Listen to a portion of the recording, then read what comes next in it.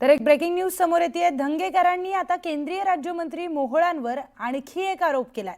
मुरलीधर मोहोळ महापौर असताना बढेकर बिल्डरची गाडी वापरत होते असा आरोप रवींद्र धंगेकरांनी केलाय। धंगेकरांनी आता केंद्रीय राज्यमंत्री मोहोळांवर आरोपांचा चंगच बांधलाय।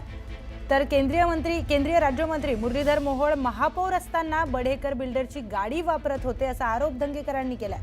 पुणे महानगरपालिकेमध्ये महापौर हे संविधानिक पद सांभाळत असताना एका खासगी व्यावसायिकाचं वाहन वापरणं हे महापौरांच्या नीतिमत्तेला धरून आहे का?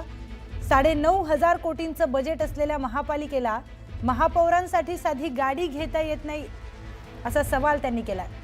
महापौर पदाचा वापर करून संबंधित बिल्डरला फायदा होतील असे किती प्रकल्प मंजूर करण्यात आले असाही प्रश्न त्यांनी विचारलाय।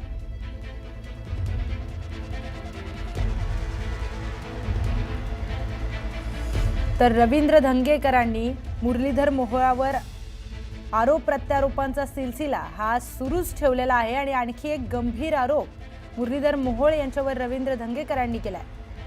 मुरलीधर मोहोळ हे जेव्हा पुणे महानगरपालिकेमध्ये महापौर या संविधानिक पदावर होते, त्या संविधानिक पदावर असताना एका खासगी व्यावसायिकाचं वाहन ते वापरत होते, हे कितपत योग्य आहे असाही प्रश्न त्यांनी उपस्थित केलाय। बढेकर बिल्डर ची गाडी ते वापरत होते, तर एका संविधानिक पदावर असताना एका खासगी व्यावसायिकाचं वाहन वापरणं हे महापौरांच्या नीतिमत्तेला धरून आहे का असा सवाल त्यांनी उपस्थित केलाय।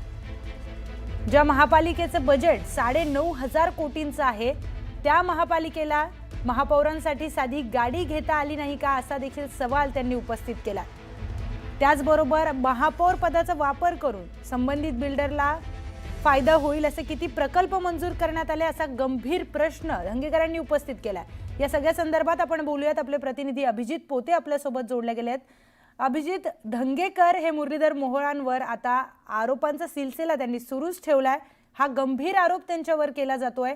एका ठेकेदारची गाडी ते बिल्डरची गाडी ते वापरत होते आणि मग त्या बिल्डरला फायदा होईल असे किती प्रोजेक्ट त्यांनी मंजूर केले असा गंभीर प्रश्न उपस्थित केलाय।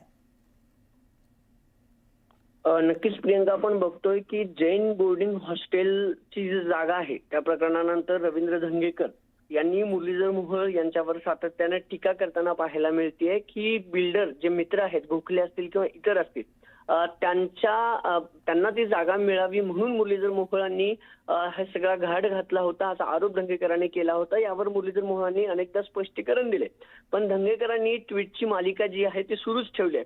आता धंगेकरांनी टार्गेट केले ते मुरली मोहोळ वापरत असलेली एक जुनी व्हाईट कलरची इनोवा क्रिस्टा आहे, ज्याचा नंबर MH12SW0909 आहे।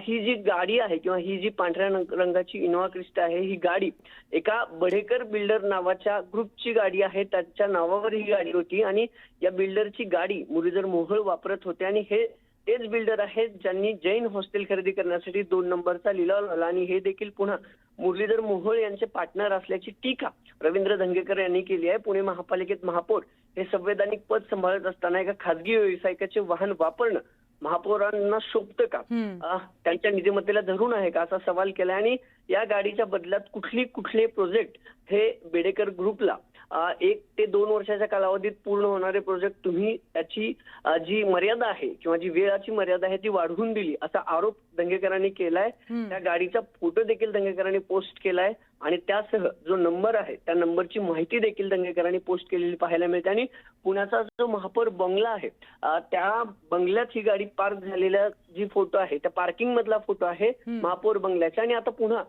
एका या इनोवा क्रिस्टावरनं ज्याचा नंबर MH12SW0909 असल्याचं सांगितलंय आणि त्याच्यावरनं आता रवींद्र धंगेकरांनी मुरलीधर मोहोळांना टार्गेट केलेलं पाहायला मिळतंय। बरोबर। आता या सगळ्या प्रकरणामध्ये नेमकं पुढे काय होतंय पाहणं अतिशय महत्त्वाचं ठरणार आहे। अभिजित, धन्यवाद तुम्ही दिलेल्या माहितीसाठी।